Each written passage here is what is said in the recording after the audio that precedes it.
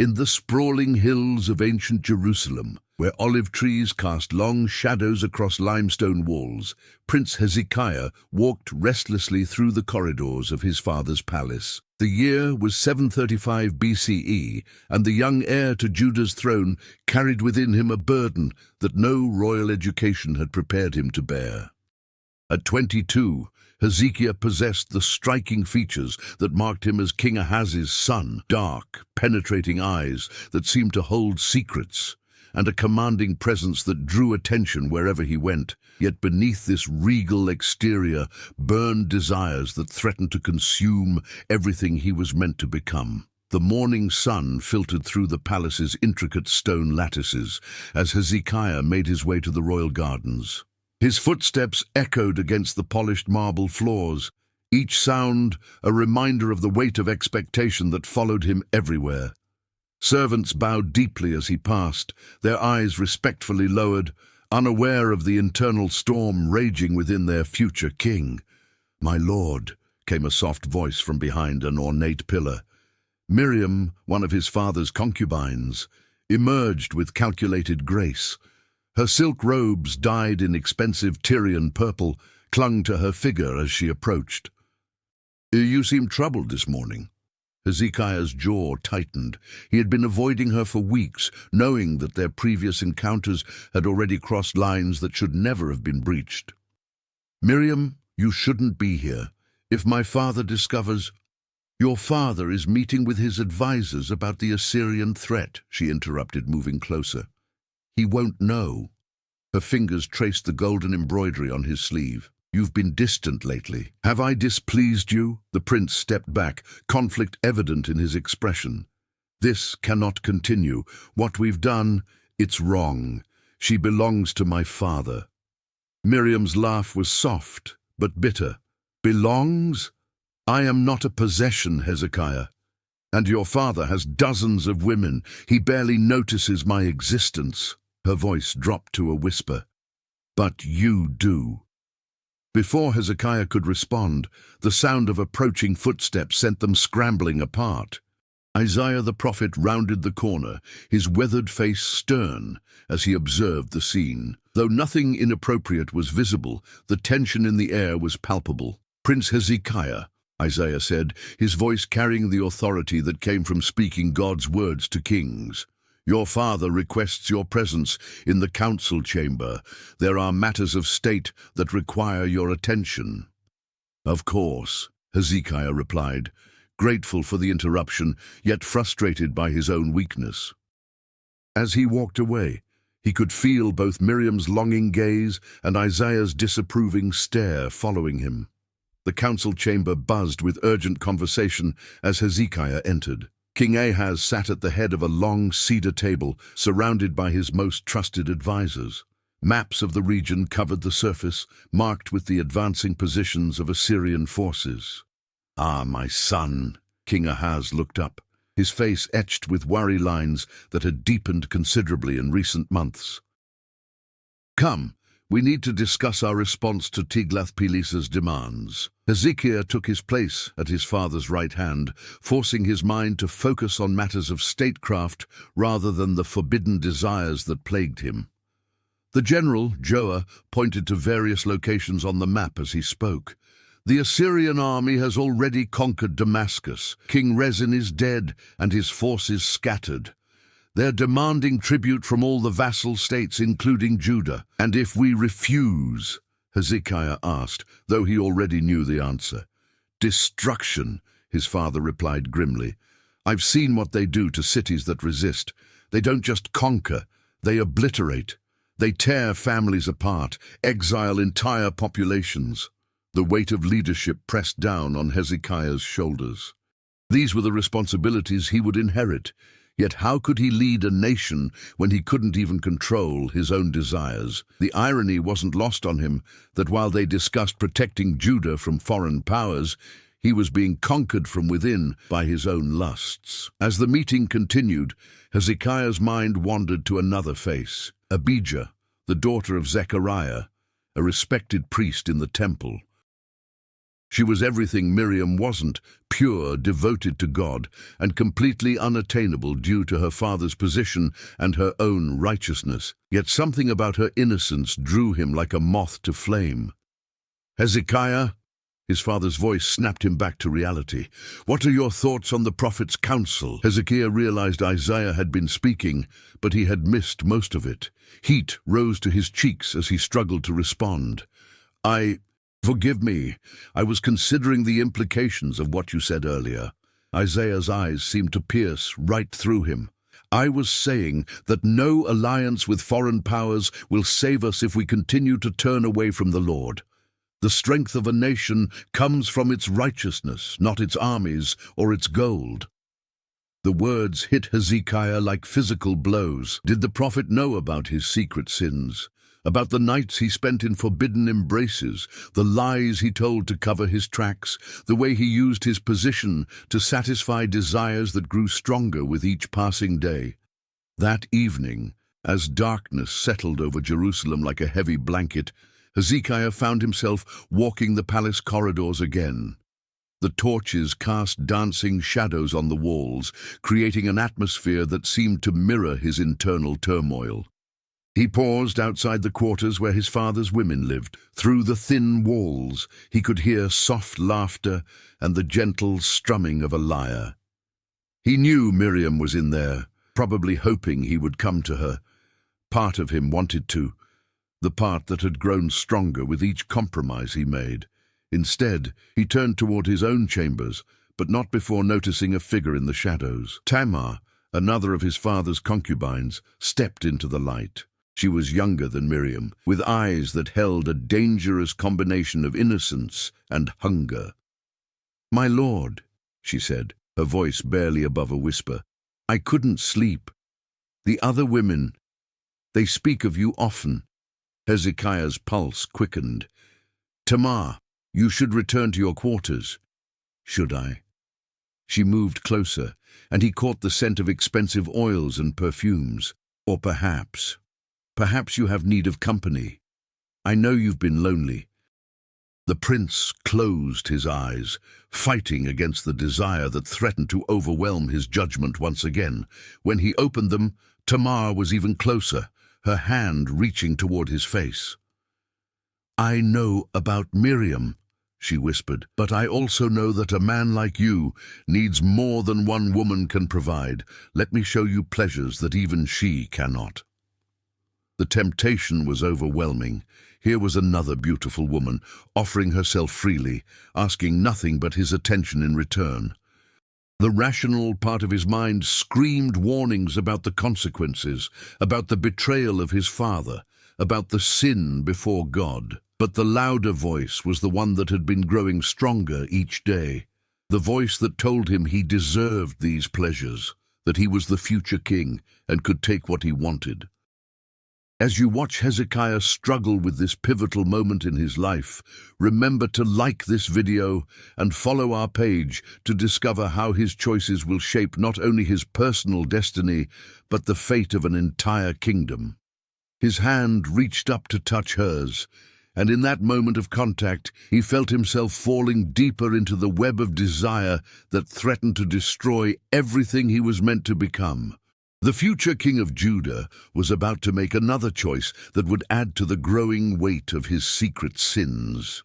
"Come with me," he whispered, his voice thick with desire and self-hatred. As they walked toward his private chambers, Hezekiah didn't notice the figure watching from the shadows at the end of the corridor. Isaiah the prophet had seen everything, and the sorrow in his eyes reflected not just disappointment, but the weight of divine knowledge about what such choices would cost the future king. 3 months had passed since that fateful night with Tamar, and Prince Hezekiah found himself trapped in a web of increasingly complex deceptions. The palace, once a symbol of his future power, had become a maze of secret passages and whispered lies, where every encounter held the potential for discovery and disgrace. The morning sun cast long shadows across the throne room as Hezekiah stood beside his father during the daily court proceedings. King Ahaz listened to petitions from merchants, settled disputes between nobles, and made decisions that affected thousands of lives. Yet Hezekiah's attention kept wandering to the gallery where the royal women sometimes gathered to observe the proceedings. Today, both Miriam and Tamar were present, sitting at opposite ends of the gallery with carefully neutral expressions. The tension between them had become palpable in recent weeks as each woman vied for the prince's favor while maintaining the facade of loyalty to King Ahaz.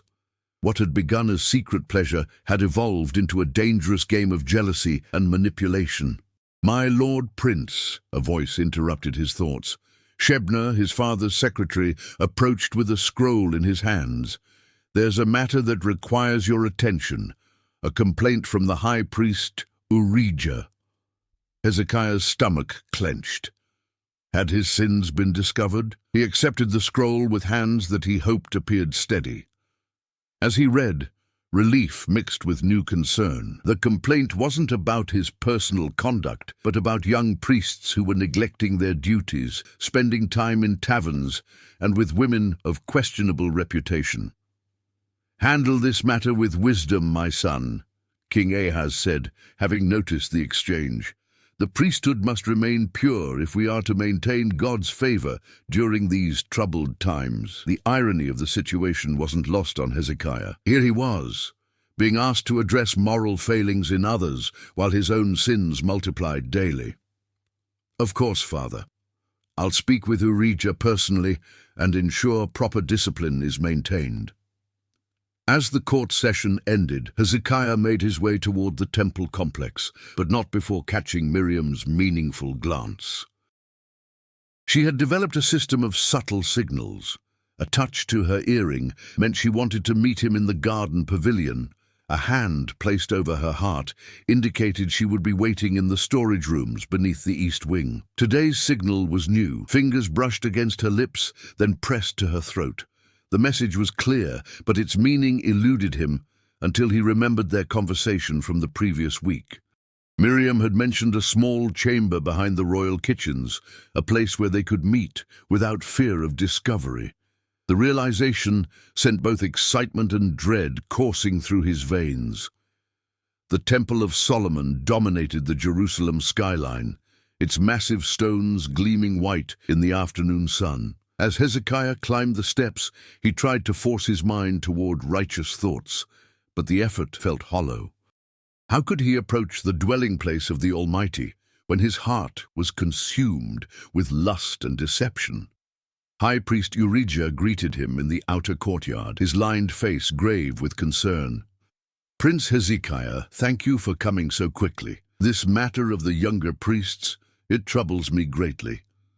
"Tell me what you've observed," Hezekiah said, grateful to focus on someone else's sins for a moment. "They come to their duties with wine on their breath, their minds clearly elsewhere. Some have been seen leaving the temple grounds at night, heading toward the lower city where," Urijah paused delicately, "where certain establishments cater to men's baser desires." Hezekiah nodded seriously, though internally he wondered if his own nocturnal activities were any different. At least these priests were seeking pleasure with women who weren't connected to the royal family. "I'll speak with them," he promised. "The priesthood must maintain the highest standards of conduct." As they walked through the temple courts, Urijah continued, "There's something else, my lord. The prophet Isaiah has requested a private audience with you. He seemed troubled about something." The prince's blood ran cold. Isaiah's penetrating gaze had seemed to follow him everywhere lately, and there had been moments when Hezekiah was certain the prophet knew about his secret relationships. Did he indicate what he wished to discuss? "He spoke of dreams, my lord, visions of Judah's future. He said there were warnings he needed to share with you specifically." Before Hezekiah could respond, a commotion erupted near the temple treasury. Voices were raised in argument, and he could see several men gesticulating angrily. Among them was Zechariah, the priest whose daughter Abijah continued to haunt Hezekiah's thoughts despite his involvement with his father's concubines. "What's happening there?" Hezekiah asked. "A dispute over temple finances," Urijah explained as they approached. "Some of the priests believe too much silver is being paid in tribute to Assyria, leaving insufficient funds for temple maintenance and sacrifices." As they drew closer, Hezekiah could see Zechariah's face was flushed with righteous anger. "The Lord's house should not suffer because we bow to foreign kings," he was saying. "Better to trust in God's protection than to buy temporary peace with silver. And better to have a damaged temple than no temple at all," another priest countered. "Have you seen what the Assyrians do to cities that resist? They don't just take tribute, they take everything." Hezekiah found himself studying Zechariah intently. This was the father of the woman who had captured his imagination, the pure and devoted Abijah. Unlike Miriam and Tamar, whose beauty was enhanced by cosmetics and expensive clothing, Abijah possessed a natural radiance that seemed to glow from within. He had seen her only a few times, always from a distance, always in the company of other priests' daughters or her father. "Prince Hezekiah," Zechariah noticed his approach and bowed respectfully. "Forgive this disturbance. We were merely discussing the proper allocation of temple resources." "Your concerns are valid, Hezekiah replied, trying to keep his voice steady. "Perhaps we could discuss this matter further. Would you join me for the evening meal tomorrow? You could bring your family. I understand you have a daughter." Something flickered in Zechariah's eyes, and Hezekiah wondered if he had been too obvious in his interest. "My daughter Abijah assists with the temple singers, my lord. She would be honored by your invitation, though I should mention she has recently received other attention." "Other attention?" Hezekiah tried to keep his tone casual. "Young Eliakim, son of Hilkiah, has asked for permission to court her. He's a good man, destined for high position in the royal administration. I'm considering his request." The news hit Hezekiah like a physical blow. Eliakim was indeed a good man, honest, capable, and most importantly, free to marry whomever he chose. Unlike a prince whose heart was already divided among women he could never legitimately claim, and who would eventually need to make a political marriage for the good of the kingdom. That evening, as shadows lengthened across the palace grounds, Hezekiah found himself walking toward the kitchens, despite every rational thought screaming at him to return to his chambers. The conversation about Abijah had left him feeling hollow and desperate, emotions that drove him toward the temporary comfort he found in Miriam's arms. The passage behind the kitchens was narrow and poorly lit, accessible only to those who knew the palace's hidden architecture. Miriam was already there, waiting in the small chamber she had discovered. Oil lamps cast flickering shadows on the stone walls, creating an intimate atmosphere that felt both romantic and sordid. "I was beginning to think you wouldn't come," she said, rising from where she had been sitting on a pile of silk cushions. "You seemed distracted during court today." "There are many pressures," Hezekiah replied, but his resolve was already weakening as she moved closer. "Let me help you forget them," she whispered, her hands reaching for the clasps of his robe. "Here, there are no kingdoms to worry about, no fathers to disappoint, just us." As her lips met his, Hezekiah felt the familiar rush of desire overwhelm his conscience. In these stolen moments, he could forget about duty, about righteousness, about the pure love he could never have with Abijah. But even as he lost himself in passion, a part of his mind remained aware of footsteps in the corridor outside. The footsteps paused directly outside their hiding place. Miriam had heard them too, her body tensing in his arms. They remained frozen, barely breathing as someone stood just beyond the thin wooden door that separated them from discovery. After what felt like an eternity, the footsteps moved on, but the moment of terror had shattered the illusion of safety. "This is becoming too dangerous," Hezekiah whispered, as they hurriedly adjusted their clothing. "Then find us a safer place," Miriam replied, her eyes blazing with a mixture of desire and defiance. Or do you plan to abandon me for that temple girl you were asking about today? The accusation stung because it was partially true. You know nothing about that. I know everything that happens in this palace, she said, moving closer again. I know Tamar thinks she's winning your heart away from me.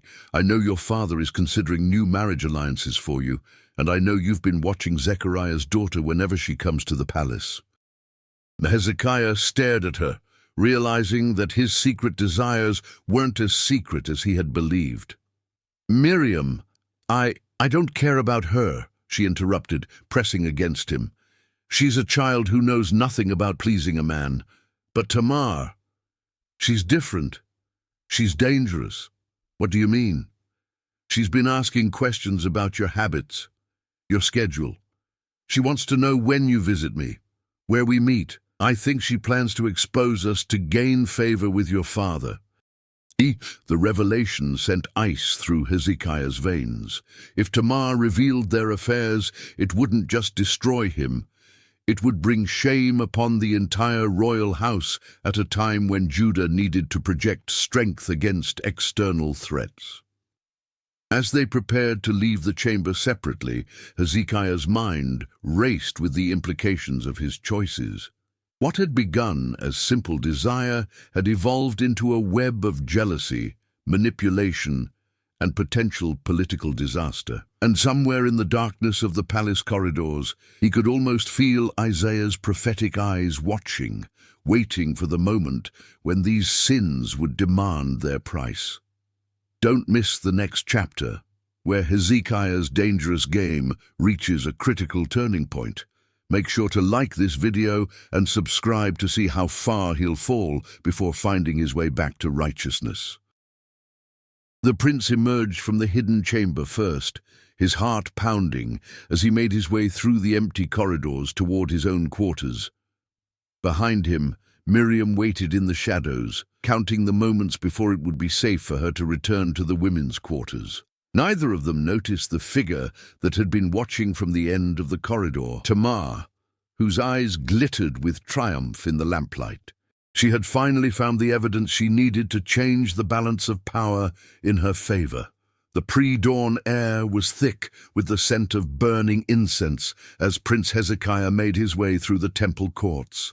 Sleep had eluded him for the third consecutive night, his mind tormented by Miriam's warning about Tamar's intentions.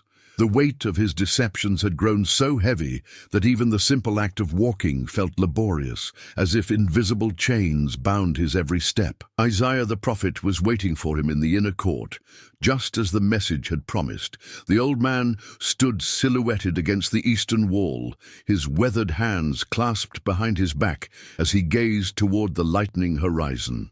At 62, Isaiah carried himself with the dignity of one who had spoken directly with the Almighty.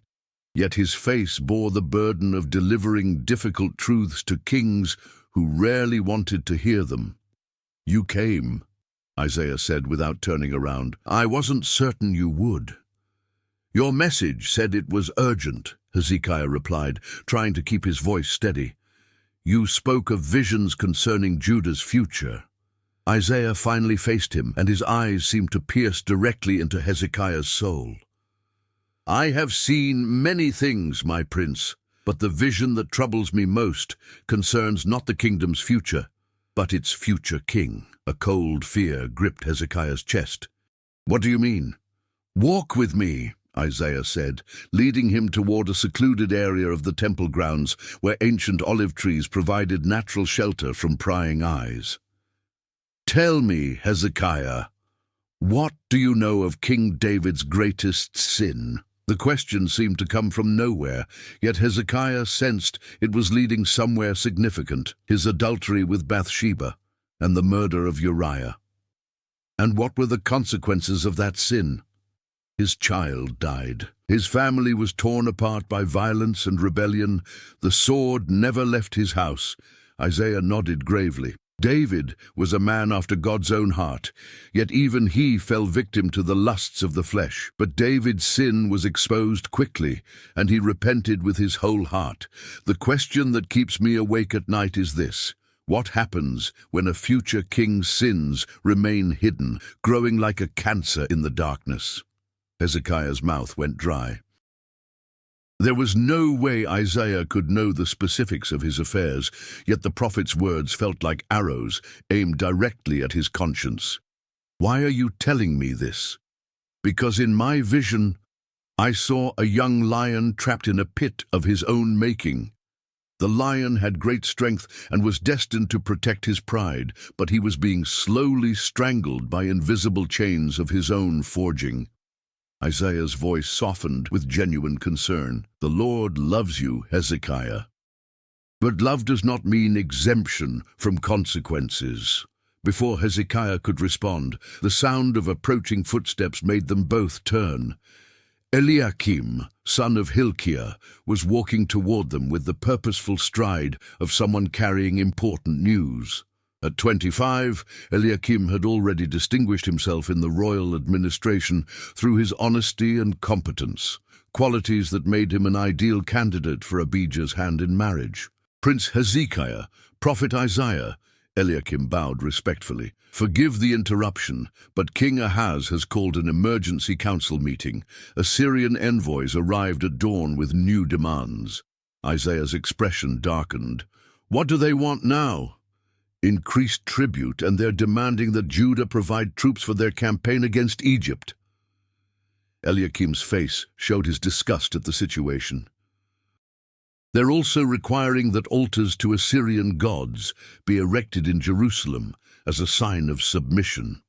The news hit Hezekiah like a physical blow. Bad enough that they were required to pay tribute, but forcing pagan worship in the holy city was an abomination that would provoke both God and the people. How did my father respond?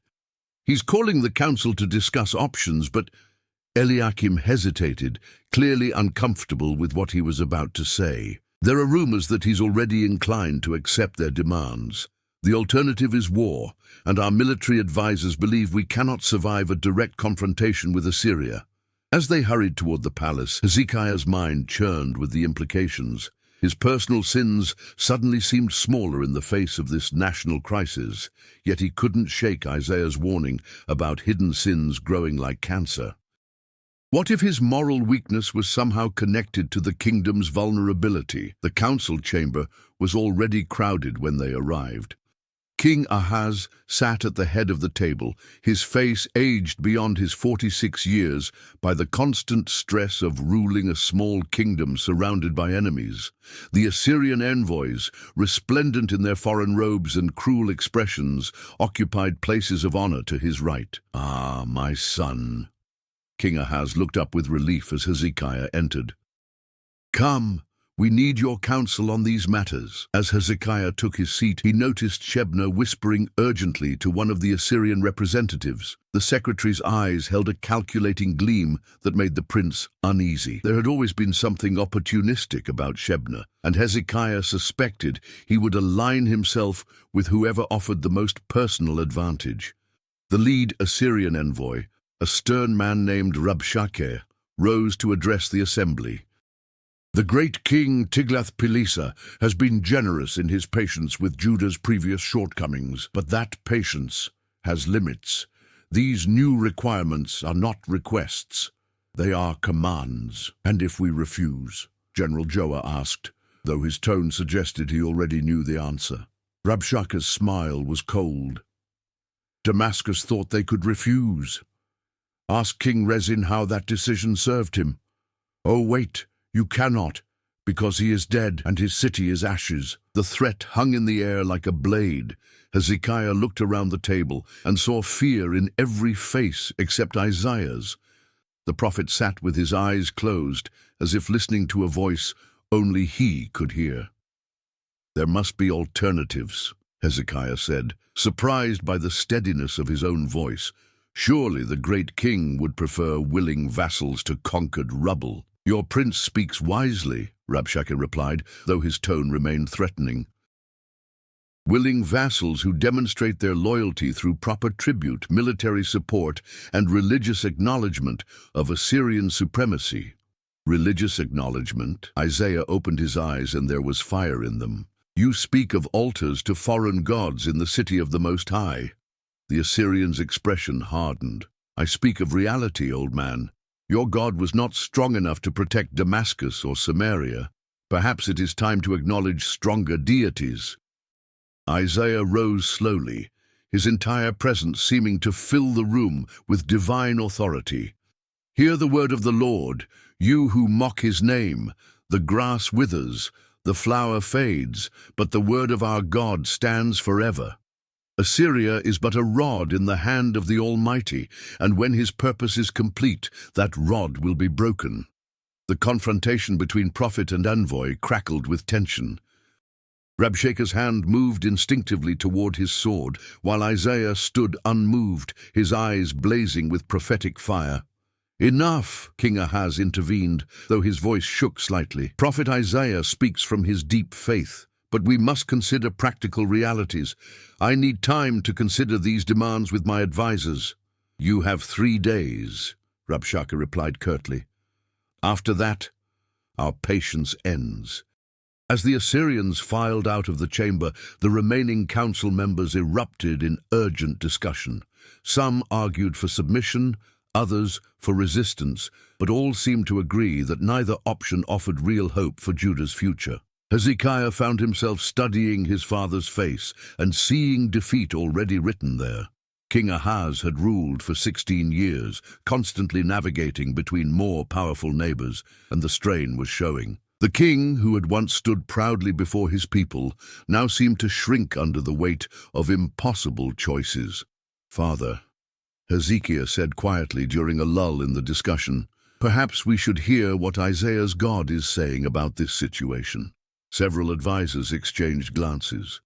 It was well known that King Ahaz had grown distant from traditional faith, preferring political pragmatism to religious conviction. The suggestion that they consult divine guidance seemed almost naive in the face of Assyrian military might. The prophet's God, Shebna said with barely concealed contempt, has not prevented our neighbors from falling to Assyrian swords. Perhaps it is time to consider more practical deities. Isaiah's response was swift and sharp. Judah's weakness comes not from God's absence, but from their unfaithfulness. A nation that abandons righteousness cannot stand, regardless of its military strength or political alliances. The words hit Hezekiah like personal accusations. How could he advocate for national righteousness when his own life was mired in deception and forbidden desires? Yet something in Isaiah's manner suggested the prophet was speaking as much to him personally as to the assembly. As the meeting dissolved into smaller groups debating various options, Hezekiah slipped away from the chamber. His mind was reeling with the impossible situation facing the kingdom, but his heart was also heavy with the growing conviction that Isaiah's warnings about hidden sins were directed specifically at him. The afternoon sun was high as he made his way through the palace corridors, but his steps led him not toward his own quarters, but toward the women's section. Despite everything, the national crisis, the prophet's warnings, his own growing guilt, the pull of his secret desires remained stronger than his rational mind. He was looking for Miriam, needing the temporary escape her embraces provided from the weight of royal responsibility. But as he approached the garden where they sometimes met, he saw instead a figure that made his blood run cold. Tamar was waiting for him, but she was not alone. Beside her stood a palace guard named Azrikam, whose loyalty could be bought for the right price. In Tamar's hands was a small scroll, and her expression held a mixture of triumph and malice that chilled Hezekiah to the bone. "My lord prince," she said, her voice sweet as honey but with an underlying edge of steel. "How convenient that you should come here now. Azrikam and I were just discussing some interesting observations about your recent activities." The trap was sprung, and Hezekiah realized with growing horror that his sins were about to be dragged into the harsh light of day. As you wonder how the prince will handle this devastating confrontation, don't forget to like this video and subscribe to our channel to see the dramatic consequences unfold. The scroll in Tamar's hands seemed to glow with menace in the afternoon sunlight, and Hezekiah knew that whatever was written there had the power to destroy not only his own future, but possibly the stability of the entire kingdom at its moment of greatest peril. The garden where Prince Hezekiah now stood felt like a carefully prepared arena for his destruction. Ancient sycamore trees that had once provided romantic shelter for his secret meetings now seemed to loom like silent witnesses to his downfall. The afternoon sun cast harsh shadows across Tamar's face as she held the damning scroll, while Azrikam's hand rested meaningfully on his sword hilt. "What do you want?" Hezekiah asked, though his voice came out rougher than he intended. Years of royal training helped him maintain some composure, but inside, his mind was racing through possible escape routes from this nightmare. Tamar's smile was predatory. "Such a direct question, my lord. I've always admired that quality in you." She unrolled the scroll slightly, revealing neat handwriting that Hezekiah recognized with horror as his own. "Do you remember writing this letter to Miriam, the one where you promised to find a way for her to leave the royal household so you could be together?" The letter. In a moment of passion-fueled stupidity 3 weeks ago, he had written those words and passed them to Miriam through a trusted servant. She had assured him it would be destroyed, but clearly it had found its way into the wrong hands. "Where did you get that?" he demanded. "Miriam is not as careful as she believes," Tamar replied. "Nor is she as loyal as you think. She left it in her chamber where observant friends might find it." Azrikam stepped forward, his scarred face showing no emotion. "The letter is interesting, my lord, but not as interesting as what I witnessed 2 nights ago in the storage chambers. Very detailed observations about timing, locations, and activities." Hezekiah felt the walls closing in around him. "Name your price." "Finally, we speak honestly," Tamar said, moving closer.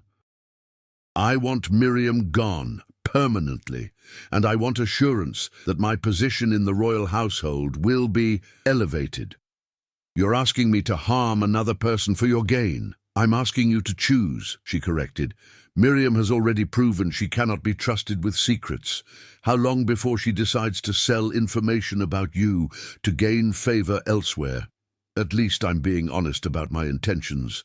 Before Hezekiah could respond, the sound of approaching footsteps made all 3 of them tense. Around the corner came Eliakim, his face bright with the happiness of a man in love. Behind him walked Zechariah and, to Hezekiah's dismay, Abijah herself. The priest's daughter was even more beautiful up close than Hezekiah had imagined.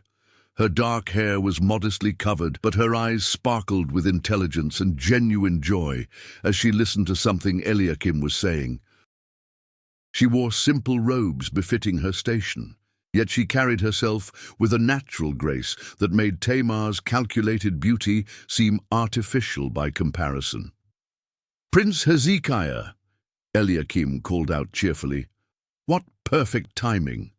I was hoping to introduce you properly to my betrothed." The word betrothed hit Hezekiah like a physical blow. Zechariah beamed with paternal pride as Abijah bowed respectfully, her eyes modestly downcast, as was proper for an unmarried woman meeting the heir to the throne. "My lord prince," she said, her voice clear and musical, "Eliakim has told me much about your wisdom and devotion to the kingdom."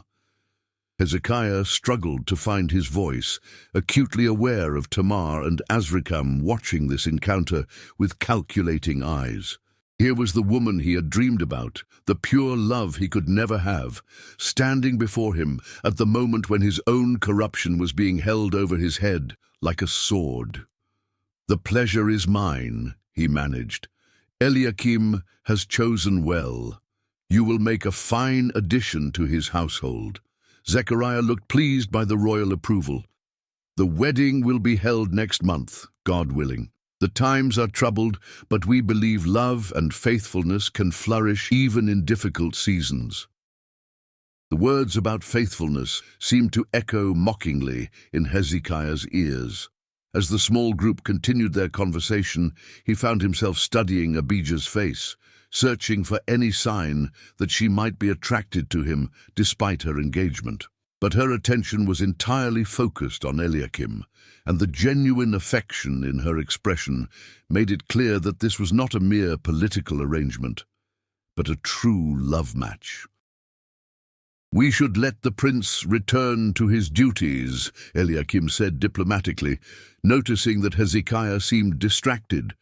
"The kingdom faces many challenges that require his attention." As they walked away, Abijah's laughter drifted back through the garden air, and Hezekiah felt something die inside his chest. Here was everything he truly wanted: pure love, honest devotion, a woman who could share his burdens rather than add to them, and it was walking away forever. Such a touching scene. Tamar's voice brought him back to the present crisis. Young love, pure hearts, faithful devotion. Everything you've thrown away for momentary pleasures. "What do you want?" he repeated, his voice hollow. "I told you. Miriam must go, and my status must be secured. But watching that little display has given me new ideas." Her eyes glittered with malice. "Perhaps your father should know about your interests in the priest's daughter.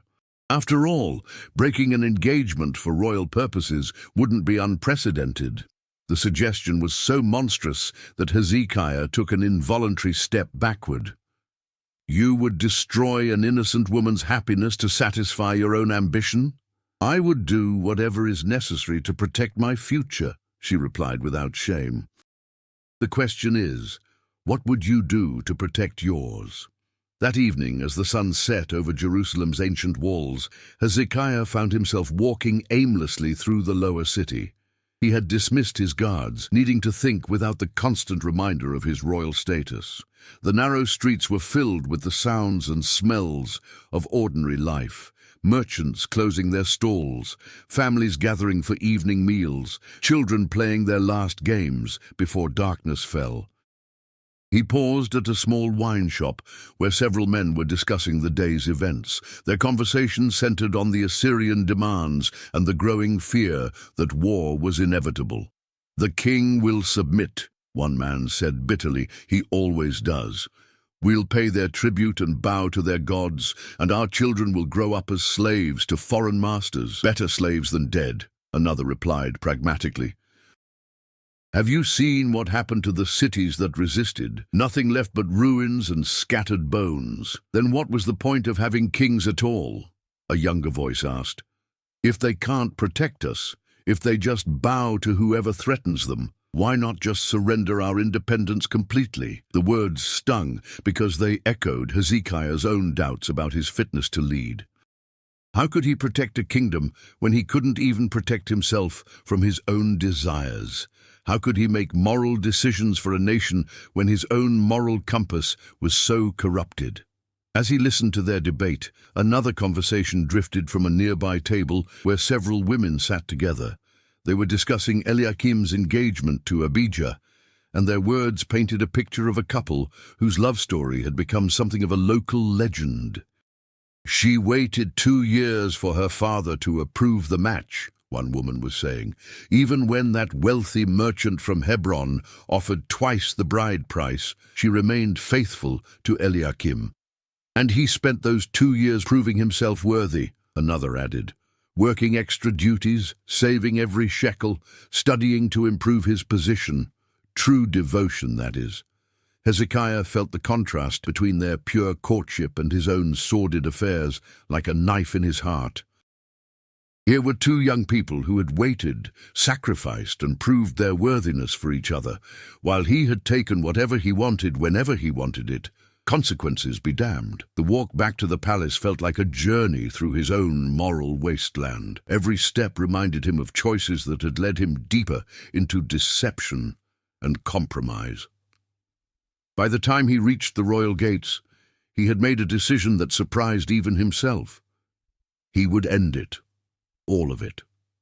The affairs with Miriam and Tamar, the deceptions, the secret meetings, everything that had turned his life into a web of lies. Tomorrow he would face whatever consequences came from his past choices, but he would make no more compromises with his conscience. But as he entered the palace corridors, a servant approached with urgent news that shattered his newfound resolve. "My lord prince," the servant said breathlessly, "your father requests your immediate presence in his private chambers. The Queen Mother is with him, and they seemed distressed about something." Hezekiah's blood turned to ice. If his parents had been told about his affairs, especially by Tamar, the conversation ahead would destroy more than just his reputation. It could destabilize the throne at the worst possible moment in Judah's history. As he walked toward his father's chambers, each step feeling like it might be his last as heir to the throne, he couldn't help but think about Isaiah's warnings about hidden sins growing like cancer. The prophet had been right. What had begun as private indulgence had become a threat to the very kingdom he was meant to inherit and protect. The door to King Ahaz's chambers loomed before him like the entrance to judgment itself. Behind that door waited either forgiveness and redemption or the complete collapse of everything he had been born to become. Make sure to like this video and subscribe to see how Hezekiah faces the consequences of his choices in our dramatic conclusion. Will he find redemption, or will his sins destroy both his future and his kingdom's hope?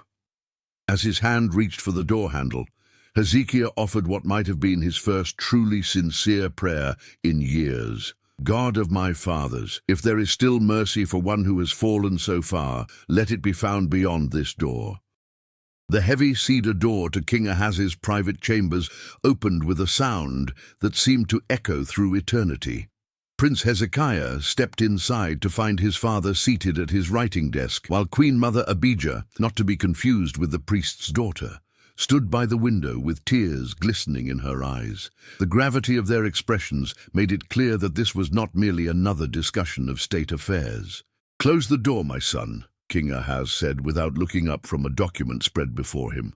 "What we must discuss tonight must not leave this room." As Hezekiah obeyed, his mind raced through possible explanations for this midnight summons. Had Tamar already made good on her threats? Had someone else discovered his secret affairs? The silence in the room felt oppressive, broken only by the soft crackling of oil lamps and the distant sounds of the night watch calling out their positions. "Father," he began, but Ahaz raised a hand for silence. "Before you speak, read this," the king said, finally looking up. His face appeared to have aged years in the few hours since their council meeting. He handed Hezekiah a scroll, sealed with the distinctive mark of the Assyrian court. The prince unrolled the document with trembling hands, and what he read made his stomach clench with dread.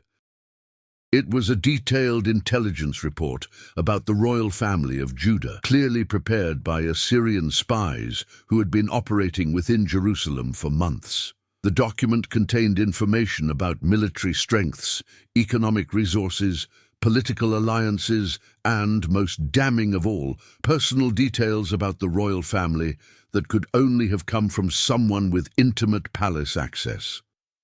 "They know everything," Hezekiah whispered, scanning the document's contents.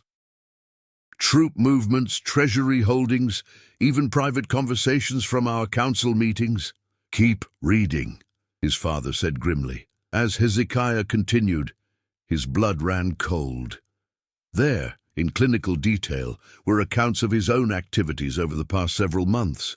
Not just his affairs with Miriam and Tamar, but meetings he thought were completely private. Conversations he believed were confidential, even his growing interest in Abijah, daughter of Zechariah. "They're using this information to blackmail us," King Ahaz continued. "The public demands for tribute and military support are just the beginning.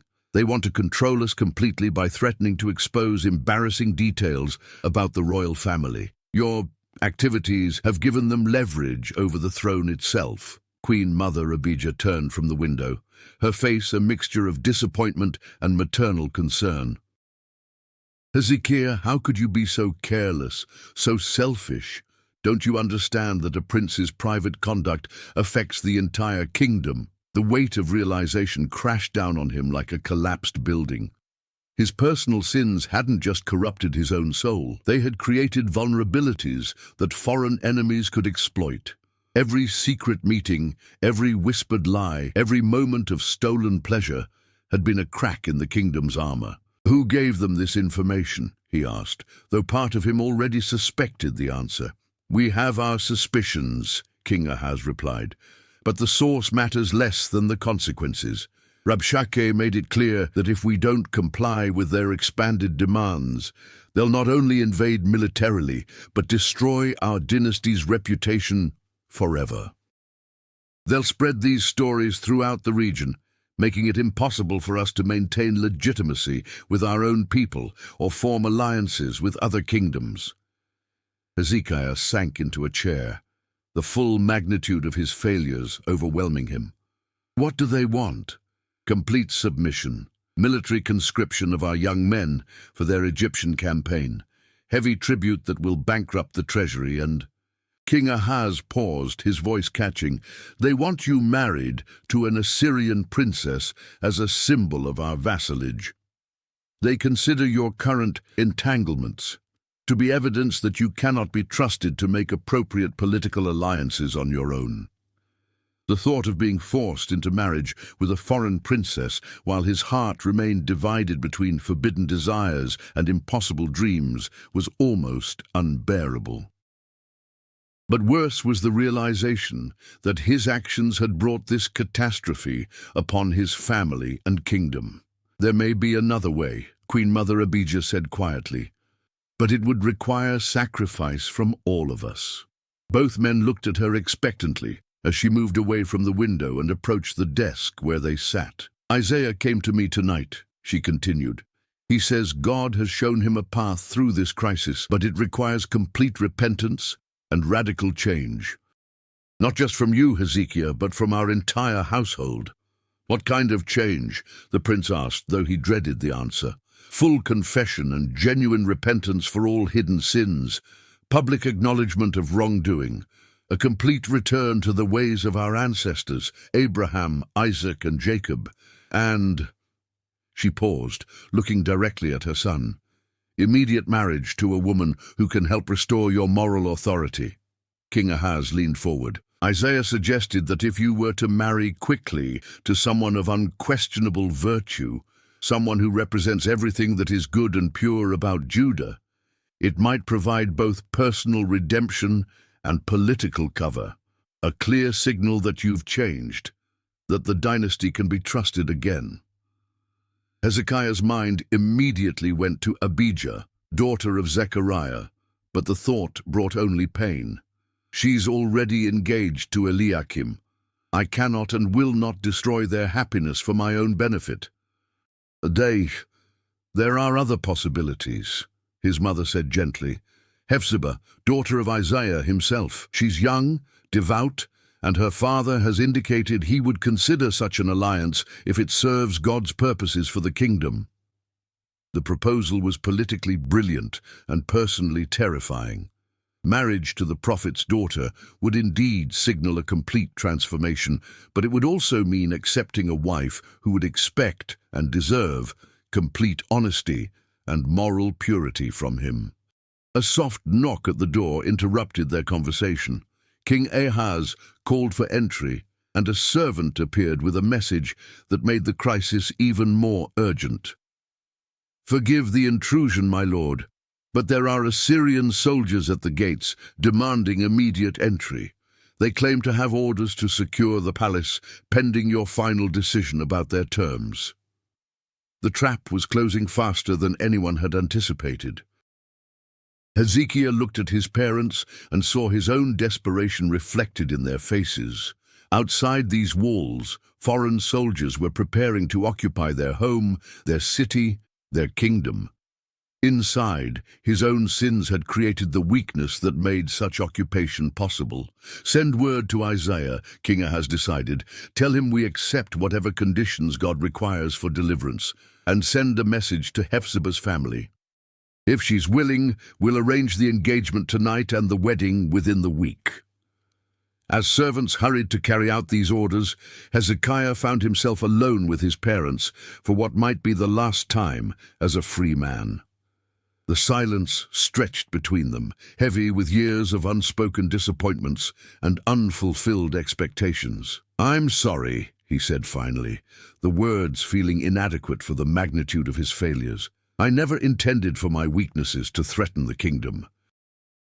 "Intentions matter less than consequences," his father replied, but not unkindly.